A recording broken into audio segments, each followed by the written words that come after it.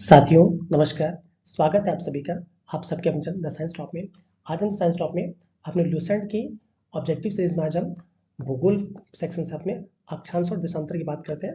इसमें जो भी इंपॉर्टेंट क्वेश्चंस है मैंने उसको पूरा लिया है और उम्मीद है आपको सीरीज बहुत अच्छी लगेगी। तो हमारे चैनल को और लाइक से सब्सक्राइब करते रहिए और हमारा प्रोत्साहन बढ़ाते रहिए। आइए स्टार्ट करते हैं। भूमध्य रेखा के उत्तर या दक्षिण किसी दिए गए स्थान की कोणीय दूरी क्या कहलाती है? ए प्रधान देशांतर, बी देशांतर, सी अक्षांश और आपका डी इनमें से कोई। आपको पता हमारा जो ग्लोब है, हमारा ग्लोब की अगर बात करते हैं तो ये जो रेखा होती है ये बीच वाली, इसको कहते हैं हमारी ये 0 डिग्री रेखा है। कौन सी रेखा? हमारी 0 डिग्री रेखा है। अब इससे इस तरफ 89 रेखाएं होती हैं, ठीक है, और इस तरफ 89 रेखाएं होती है। तो यही जो बीच में, इसको हम विषुवत रेखा भी बोलते हैं, ठीक है। तो अब कह रहे हैं कि भूमध्य रेखा के उत्तर या दक्षिण किसी दिए गए स्थान की कोणीय दूरी क्या कहलाती है? तो उसको क्या कहते हैं? अक्षांश कहते हैं। आइए अगला क्वेश्चन देखते हैं। निम्नलिखित में से कौन सा बृहद वृत्त ग्रेट आर्टिकल का उदाहरण है? ए कर्क रेखा, बी मकर रेखा, सी भूमध्य रेखा, डी आर्कटिक रेखा। तो इसमें जो भूमध्य रेखा है ये ग्रेट आर्टिकल का उदाहरण। भाई ये जो रेखा है दोनों को बिल्कुल बराबर बांटे, इसको भूमध्य रेखा कहते हैं, ठीक है। तो ये बृहद वृत्त है। आइए अगला क्वेश्चन देखते हैं। ध्रुवों की तरफ जाने पर अक्षांश रेखाओं के व्यास की प्रकृति कैसे होती है? जैसे ध्रुवों की तरफ जाएंगे आप, और ये हो गया हमारा। तो यहाँ जब ध्रुवों की तरफ मूव करेंगे आप, 0 डिग्री हो गई। जब ध्रुवों की तरफ मूव करते हैं तो अक्षांश रेखाओं की प्रकृति कैसे होगी? ए स्थिर रहता है, बी बढ़ता है, सी घटता है, डी पहले घटता है फिर बढ़ता है। तो अक्षांश रेखाओं का व्यास, तो आप देख रहे हैं भाई व्यास तो यही तो होता है व्यास। तो क्या हो रहा है? घट रहा है। तो क्या करेगा हमारा? ये डिक्रीज करता है। तो ऑप्शन हमारा क्या हो जाएगा? Option C. क्या करता है? ये घटता है। आइए अगला क्वेश्चन देखते हैं। धरातल पर एक अक्षांश की दूरी निम्न में से किसके बराबर होती है? ए 11 किलोमीटर, बी 111 किलोमीटर, सी 21 किलोमीटर और डी 121 किलोमीटर। तो धरातल पर जो एक अक्षांश के बीच की दूरी होती है वो अबाउट 111 किलोमीटर होती है। कितनी होती है? लगभग 111 किलोमीटर। जैसे मान लीजिए हमारा हो गया ये, तब इसमें जो अक्षांश रेखाएं हैं ये, तो इनमें एक दो लगातार अक्षांशों के बीच की दूरी पूछी जा रही है कि 1 डिग्री में कितना किलोमीटर आता है। तो क्या बोलेंगे आप? लगभग 111 किलोमीटर। आइए अगला क्वेश्चन देखते हैं। वह काल्पनिक रेखा जो पृथ्वी को दो भागों में बांटती है क्या कहलाती है? ए भूमध्य रेखा, बी मकर रेखा, सी कर्क रेखा, डी इनमें से कोई नहीं। तो भाई जो दो बराबर भागों में बांटती है इसको हम विषुवत रेखा ही बोलते हैं, इसको हम भूमध्य रेखा, क्योंकि दो भागों भूमध्य दो भागों में काट रहे, ठीक है। ऑप्शन हमारे क्या हो जाएगा? ऑप्शन ए भूमध्य रेखा। आइए अगला क्वेश्चन देखते हैं। अक्षांश भूपृष्ठ पर भूमध्य रेखा के उत्तर या दक्षिण एक बिंदु की कोणीय दूरी है जो पृथ्वी के केंद्र से नापी जाती है, बी भूमध्य रेखा से नापी जाती है, सी कर्क रेखा या मकर रेखा पर नापी जाती है, डी ध्रुवों से नापी जाती है। कह रहा है अक्षांश भूपृष्ठ पर भूमध्य रेखा के उत्तर, भाई ये हो गई हमारी ग्लोब की भूमध्य रेखा हो गई हमारी, ठीक है। ये भूमध्य रेखा हो गई, भूमध्य रेखा। तो इसके उत्तर या दक्षिण जो कोणीय दूरी है भाई कहाँ नापी जाती है? यहीं से तो नापी जाती है, भूमध्य रेखा से। ऑप्शन हमारे क्या हो जाएगा? ऑप्शन बी बिल्कुल सही है। आइए अगला क्वेश्चन देखते हैं।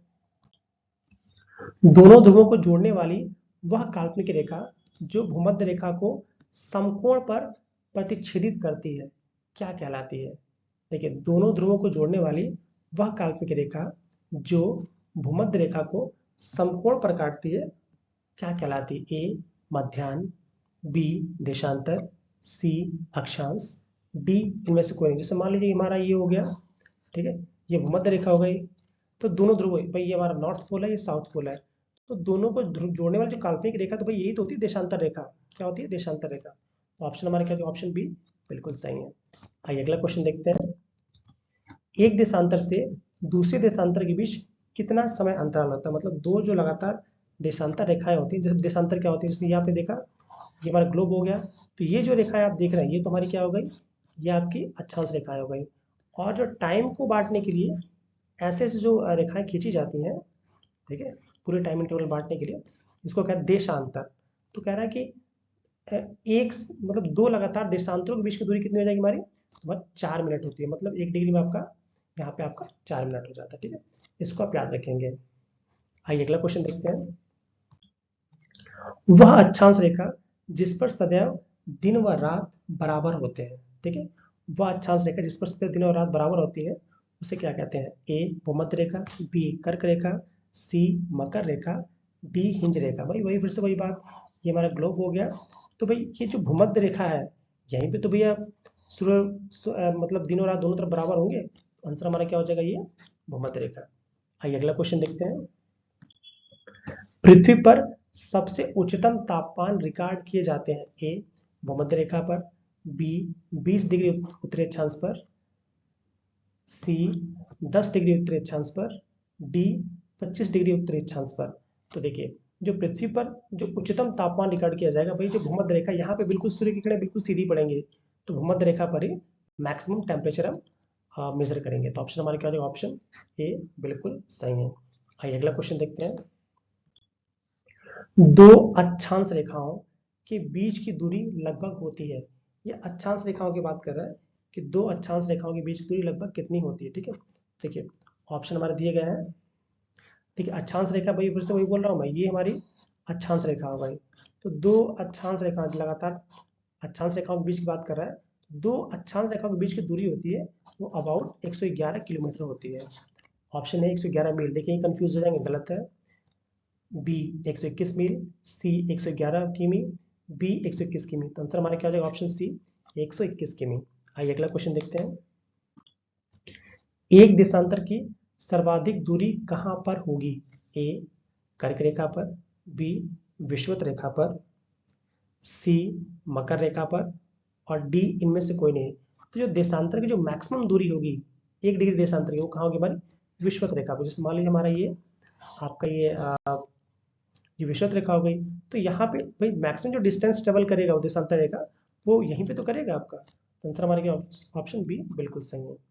आइए अगला क्वेश्चन देखते हैं। कुल अक्षांश रेखाएं कितनी हैं, या कुल अक्षांश रेखाओं की संख्या कितनी है? ए 66, बी 90, सी 189 और डी 360।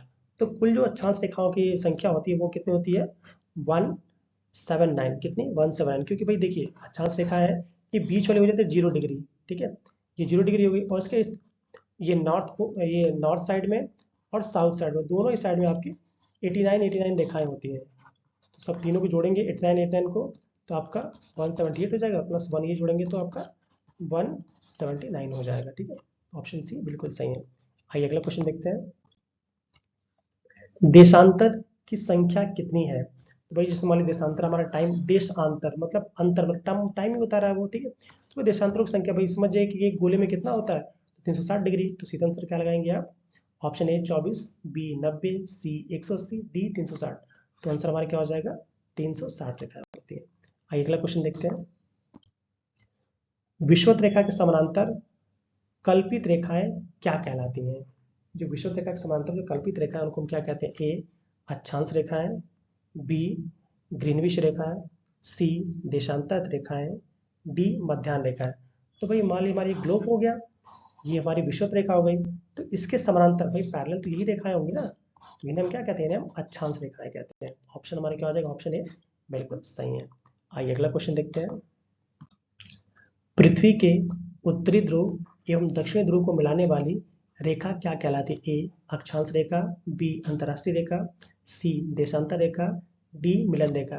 भाई मान लीजिए ये हमारे ग्लोब हो गया, अर्थ हो गई, ये हमारा 0 डिग्री अक्षांश रेखा है। अब ये नॉर्थ पोल है, साउथ पोल है, इनको मिलाने वाली रेखा क्या कहलाती है? इनको तो हम देशांतर रेखाएं कहते हैं। तो ऑप्शन हमारे क्या हो जाएगा? ऑप्शन सी बिल्कुल सही है। आइए अगला क्वेश्चन देखते हैं। प्रधान मध्याह्न रेखा किस स्थान से होकर गुजरती है? ए ग्रीनविच, बी सिडनी, सी ग्रीनलैंड, डी इलाहाबाद। तो जो प्रधान मध्याह्न रेखा इसको ग्रीनविच रेखा भी कहते हैं, ये हमारी कहाँ से गुजरती है? हमारी ऑप्शन ए ग्रीनविच से होकर गुजरती है। आइए अगला क्वेश्चन देखते हैं। ग्रीनविच रेखा से तात्पर्य है, क्या तात्पर्य है?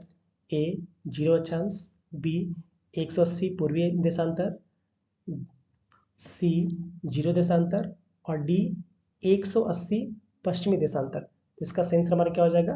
0 डिग्री देशांतर। क्या हो जाएगा हमारा? 0 डिग्री देशांतर बिल्कुल सही है। आइए अगला क्वेश्चन देखते हैं। पृथ्वी 1 घंटे में कितना देशांतर घूम लेती है? ए 12 डिग्री, बी 15 डिग्री, सी 18 डिग्री और डी 20 डिग्री। जो पृथ्वी होती हुई घंटे में आपका 15 डिग्री आराम से घूम लेती है। आइए अगला क्वेश्चन देखते हैं। मानचित्र पर स्थित अक्षांश एवं देशांतर रेखाओं के बारे में निम्नलिखित में से कौन सा कथन सत्य है? ए, दोनों समानांतर रेखाएं हैं। बी, दोनों एक दूसरे को लंबवत काटती हैं।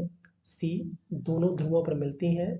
डी, दोनों भूमध्य रेखा पर मिलती हैं। तो इसका जो बी है वो बिल्कुल सही है, दोनों एक दूसरे को लंबवत काटती हैं। भाई मान लीजिए हमारा ग्लोब हो गया, ये हमारी विषुवत रेखा हो गई, ये आपके अक्षांश रेखाएं हैं, और जो देशांतर रेखाएं होती है क्या लंबवत ही तो काटती है।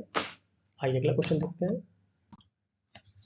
यहाँ पर दिन तथा रात एक समान होते हैं। ए, प्रमुख यामोत्तर। बी, भूमध्य रेखा पर। सी, अंटार्कटिका पर। डी, ध्रुवों पर। जो दिन और रात बराबर होने का कॉन्सेप्ट है वो आपका भूमध्य रेखा या विषुवत रेखा पर होता है। आइए अगला क्वेश्चन देखते हैं। भूमध्य रेखा निम्नलिखित में से किस देश से होकर नहीं गुजरती? A, Kenya. B, Mexico. C, Indonesia. D, Brazil. तो जो भूमध्य रेखा का आप थोड़ा देखेंगे कि किन किन देशों से गुजरती है, तो मैक्सिको आपका इधर पड़ जाता है। ऑप्शन हमारा क्या हो जाएगा? ऑप्शन बी सही है, मैक्सिको। आइए अगला क्वेश्चन देखते हैं। 49 डिग्री नॉर्थ अक्षांश किस किस देश के बीच में सीमांकन का कार्य करता है? ए, उत्तरी और दक्षिणी कोरिया। बी, उत्तरी और दक्षिणी वियतनाम। सी, मिस्र और सूडान। D, America. तो जो 49 डिग्री अक्षांश रेखा है ये आपका अमेरिका और कनाडा को अलग करता है। ठीक है, बहुत इंपॉर्टेंट है ये। इसका जो उत्तरी और दक्षिणी कोरिया है इसको आपका 38 डिग्री। ठीक है, आइए अगला क्वेश्चन देखते हैं। दक्षिण अमेरिका के निम्न में से किस देश से होकर मकर रेखा नहीं गुजरती है? A, Chile. B, Bolivia. C, Paraguay. D, Brazil. तो दक्षिण अमेरिका के जो ब्राजील देश है इससे होकर आपकी मकर रेखा नहीं गुजरती है। आइए अगला क्वेश्चन देखते हैं।